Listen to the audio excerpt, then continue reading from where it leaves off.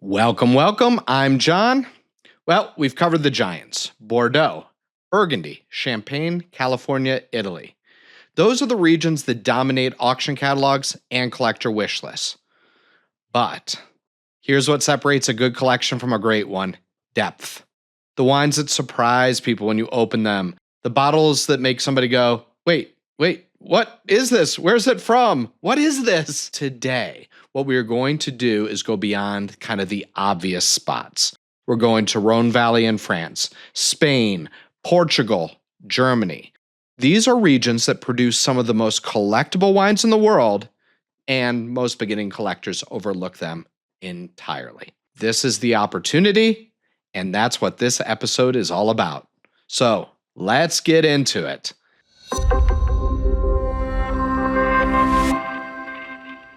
Let's start in Rhône Valley. This is kind of France's other great wine region. The Rhône Valley, it runs south from Lyon down to the Mediterranean. And it's actually split into two completely different regions that happen to share the Rhône River. Let's start with the northern Rhône. This is literally one of the most dramatic wine regions on earth. They have steep granite hillsides, terrace vineyards. They're so narrow that you just can't use machinery, so everything has to be done by hand. And there is one grape that dominates: Syrah. If you know Syrah from Australia, where they happen to call it Syrahs, forget everything you think you know. Northern Rhône Syrah is a completely different animal. It's leaner, it's more savory, it's got smoke, black pepper, cured meat. It's Syrah, but kind of with a restraint. Hermitage. So Hermitage is the crown jewel. It is a single hill that overlooks the town of Tain-la-Hermitage. 136 acres, and that is it. So it's one of the smallest great wine appellations in France. And there's one name that towers above all others: Jean-Louis Chave. The Chave family has been making Hermitage for over 500 years. That's 16 generations. Jean-Louis took over from his father, Gerard, and makes what people consider to be the single greatest expression of Syrah in the entire world. A bottle of Chave Hermitage from a great vintage is one of the most sought-after wines in existence. And compared to a similarly revered Burgundy or Bordeaux, it's still underpriced. That actually won't last. I'm going to give you some other Hermitage names to know. Paul Jabali Annie de la Chapelle. That bottling is legendary. The quality happened to waver after a change in ownership, but it's strong again recently. Also, De la Chapoute and Domaine de Colombier. These are very, very important names in the region. We are going to move to Côte-Rôtie. This is the roasted slope. It is just north of Hermitage. It's even steeper. It's even more dramatic if you look at it. And these vineyards are split into two main sections: the Côte Brune and the Côte Blanc. Brown soil, blonde soil. Different expressions of the same grape based on the ground it's grown on. And the name here to know is Guigal. Guigal. Specifically, there are three single vineyard wines known as the Lalas. So there's La Mouline, La Landonne, and La Turque. These are three of the most revered Syrahs on the planet. They have tiny production, and they're aged for over 3 years in new French oak. And so when they get 100-point scores, and they frequently do, there's a price spike. Guigal is also great because they make a great, excellent entry-level Côte-Rôtie. And so that'll give you like a taste of the style, and that's at a fraction of the Lala's price. Here's some other Côte-Rôtie names to know: René Rostand, Stéphane Augier, Jamais, Cluzel Roche. Let's go to the southern Rhône. Châteauneuf-du-Pape. We move south, and everything is about to just completely change. Flat, rocky terrain, and they have very famous round stones. In French, they're called galets roulés, and they absorb heat during the day and then radiate it back at night. And up to 13 grape varieties are allowed in the blend, but you need to know that Grenache dominates. Two producers stand above the rest for collector purposes. First one, Château Rayas. This is like the most eccentric great wine in France. Jacques Reynaud makes wines from old vine Grenache that taste more like Burgundy than the Rhône. His nephew, Emmanuel, continues this tradition. Rayas is pure Grenache, so there's no blending, and it's really one of the most sought after wines in southern France. It also ages absolutely beautifully. It's just an extraordinary wine. The other one to know, Château de Beaucastel. The Perrin family. They use all 13 permitted grape varieties and make most complex wines in the region. Their homage à Jacques Perrin, that is a old school, old vine Mourvedre that is their absolute trophy wine. We are going to Spain, a place where tradition meets revolution. Spain happens to be the third largest wine producer in the world. It has more vineyard acreage than any other country. But for collectors, it's just chronically undervalued. And that's starting to change and is really, really changing fast. Let's start with the most iconic wine in Spain, Vega Sicilia. This is in Ribera de Duero, which is a kind of high altitude plateau in north central Spain. And they've been making wine here since 1864. Their top wine is called Único, and it's aged for a minimum of 10 years before release. And by the way, sometimes it's longer. 10 years. While the rest of the wine world is rushing to market, Vega Sicilia is patiently waiting with this wine. The current release might be from a vintage that's already 15 years old. Well, that makes it pretty special and unique. The grape there, Tempranillo, is Spain's great red variety. Now, sometimes they blend it with Cabernet Sauvignon, but in general, these wines are just austere, complex, and they really are built to last for decades. So a bottle of Único, for example, from a great vintage, is in fact one of the finest wines in the world. If Vega Sicilia's tradition, Pingus is kind of the revolutionary. Peter Sissek, who's actually a Danish winemaker, arrived in Ribera del Duero in the early 1990s. And he found some old Tempranillo vines, and he made a tiny bit of wine, like a true garage wine. And of course, Robert Parker finds it and gives that first vintage 98 points. That 2004 vintage, that's the one that gets 100, and overnight, Pingus becomes Spain's first cult wine. Production, it's only 300 to 500 cases, and prices of this rivaled the top wines in Bordeaux. It just proved that Spain could play in this ultra-premium space. We're going to move to a different region, Rioja. Now, this is the most famous wine region in Spain. And for collectors, there's one particular producer that defines the traditional style, and that is López de Heredia. This is one of the most extraordinary wineries in the world. It was founded back in 1877, and they aged their wines for extraordinary periods of time in old American oak barrels before release. Their wine, their famous wine, is the Viña Tontanilla Gran Reserva. And that spends 6+ years in barrel and more in bottle just before you see it. And the whites, by the way, age just as long as the reds. And the style is really cool. It's oxidative, it's complex, it's really unlike anything else being made today. And it's not for everyone, but once it clicks for you, nothing else tastes quite like it. These wines could last 40, 50 years. They are relatively affordable. I'm going to just talk through some other traditional Rioja names to know. La Rioja Alta, Cune, Muga. For the modern style, Artadi, Remoulari, Contador.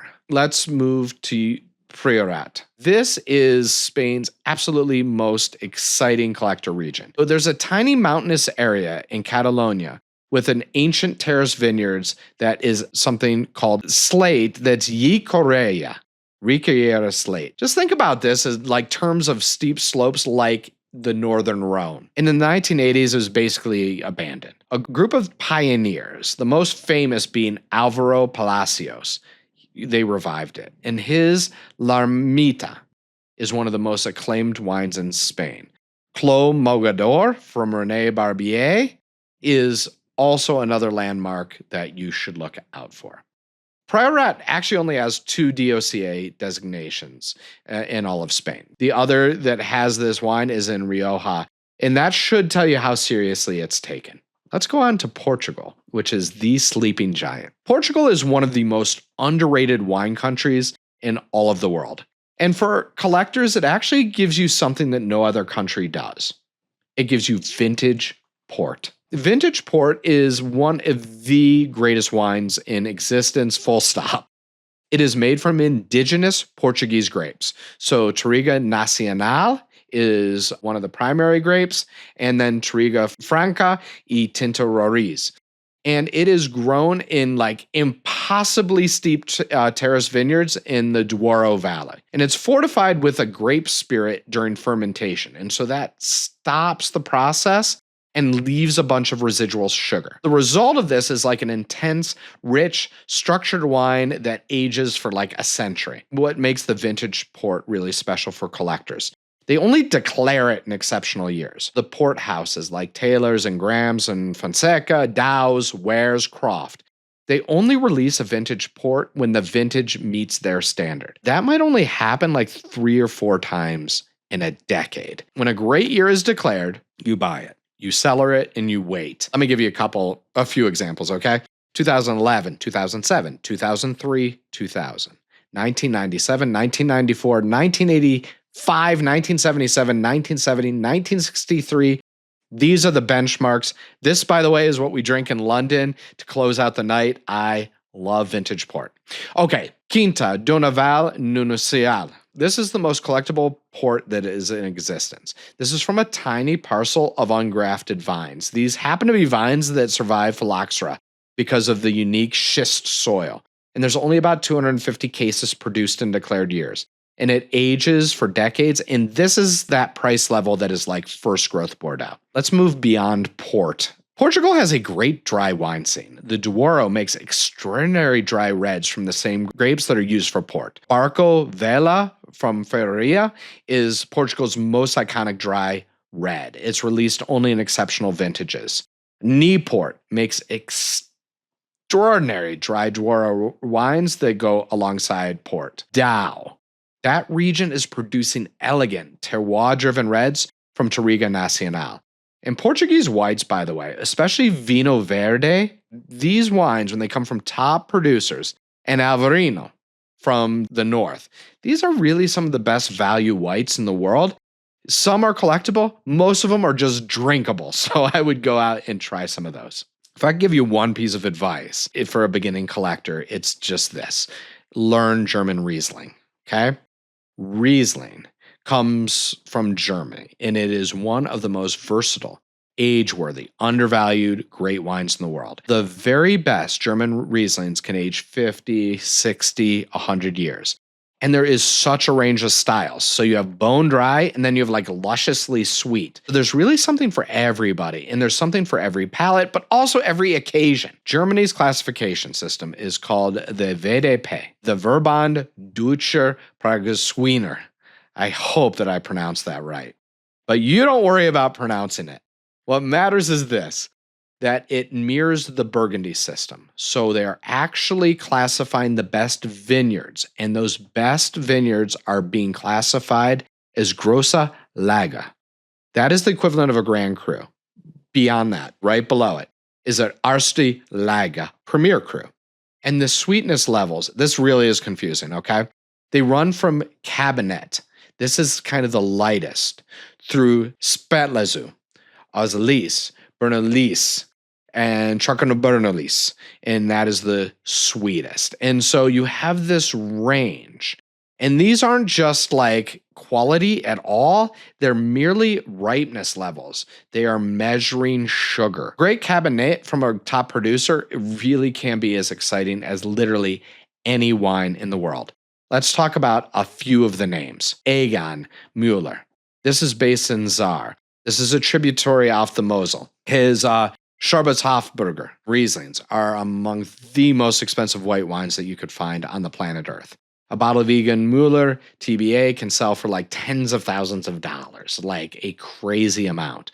But that production there is literally microscopic. In some years, there's like a few hundred bottles made. Jojo Prem, the most famous estate in the Mosel. Their Wenner Zoner is named after the sundial on the vineyard. This is like defining the Mosel Riesling. It's a delicate, precise energy that vibrates. Their Spätlese and Auslese wines are like benchmark wines when you are learning about German Rieslings. Keller. Klaus-Peter Keller in Rheinhessen. His G-Max is one of the most sought-after dry Rieslings in the world. It's got a tiny production, a huge, enormous demand. It's like the screaming eagle of German wine. Other names to know would be like Fritz Haag, Schloss Lieser in the Mosel. Emmerich Schulmberg is another one in the Nahe. And you could find others like Donhof in the Nahe as well. Hermann Donhof is legendary. Robert Vell in the Rheingau. That's a great one too. Listen, the opportunity in German wine is really staggering. Wines from your very best producers and your best vineyards, Rosslag is like the equivalent of a Grand Cru. Those can be had for a fraction of what a comparable Burgundy costs. This is like a huge value gap in the collector market, and I really, really invite you to go take advantage of it. I'm going to do some honorable mentions. So as we travel through the rest of the world, we have a few others. Before we close, here's some more old world regions that at least deserve a mention. Austria. By the way, this is a totally different place than Australia. Austrian Riesling, it rivals German. And they have a wine, the Gruner Veltliner, which is a white grape that you don't find elsewhere. It's just outstanding. Nikolaihof, Herzberger, FX Pichler are great. Let's talk about Lebanon. Chateau Muzar. This is like a legendary wine estate. Serge Acker famously has made wine all the way through the Lebanese Civil War. These wines are a unique blend of Cabernet Sauvignon, Cinsault, Carignan. They are aged for years before release. It's really unlike anything else, and it's really a fun must try because you can imagine how difficult it is to be operating in that sort of environment for decades and decades of war. Hungary, Tokaj. This is the oldest sweet wine in the world. It predates Sauternes by over a century. And the Azu wines are made from botarized ferment grapes. They age for centuries, like literally. There are bottles from the 1700s that are still alive. Look for Royal Tokaj, Disnoco, and Hetzelo. Let's talk a little bit about what collectors need to know. As we talk through this particular episode, value, value, value, value. That's the theme. Every single region that we've covered today offers world-class wines that are impossible in Bordeaux, they're impossible in Burgundy, and they're impossible in Napa. And that's your advantage as a collector. So these price tiers for getting started, you're looking at an entry level of about $30 to $100. That's going to get you Guigal, Côte-Rôtie, Lopez de Heredia Reserva, Taylor's Vintage Port from older declarations, J.J. Prum, Cabernet, and Spätlese. These are like the best value in all of collectible wine. As we move into the mid-range, so this is the 100 to 300.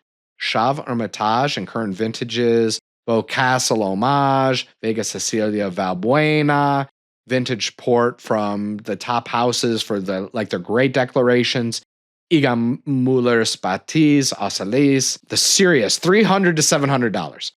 Chave Hermitage from great vintages, Guigal's Lalas, the Vega Sicilia Unico, Pingus in Keller's G-Max. Here are the trophy ones, okay? This is the $700 plus ones. Noval Nacional, Egon Miller's TBA, Reyes from great vintages, Pingus, and some of the Unico's back vintages. Here are the rules about storage and provenance. Same rules as always. Professional storage, original packaging, documented provenance. Port has one additional consideration. It needs to be stored on its side, and that crust that forms needs to be handled carefully. Always stand port back upright for a few days before serving it. Bordeaux is tradition, Burgundy is terroir, Champagne is celebration, California is ambition, Italy is soul, the old world beyond is depth. These are wines that have gone past the obvious. A bottle of Chave Hermitage tells somebody that you know what you're doing. A bottle of Lopez de Heredia tells them that you appreciate tradition. A bottle of Egon Muller TBA tells them that you understand that the greatest wines in the world, they aren't always red and they're not always dry. The best part, you can actually build like a real depth in these regions without breaking the bank. Like, you are going to spend nowhere near what you're going to spend in Bordeaux or Burgundy. And that's not a compromise. That's like an opportunity. The Rhône for power and elegance. Spain for tradition and revolution. Portugal for fortified greatness and an exciting future. Germany for the most undervalued great wines in the world. And Austria, Lebanon, Hungary for the wines that surprise everybody at the table. There are lots of opportunities out there. Go out there and start with the value plays. The bottle of Prum Spatalis, a glass of Lopez de Heredia, a bottle of Taylor's from a declared year. I mean, these are going to cost you less than like every Napa Cabernet, and it gives you so much more to talk about. If this was helpful, subscribe and drop a comment. Tell me which of these regions surprised you or which one that you're going to try first. Cheers.